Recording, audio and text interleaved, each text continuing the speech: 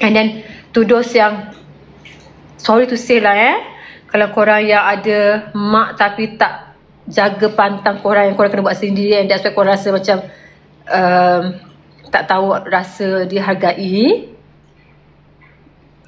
I cannot say anything lah. Saya kata saya penat kerja. Benda ni bukannya main-main. Kalau main-main, tak melibatkan emosi, tak melibatkan rasa, tak ada masalah. Allahu Akbar.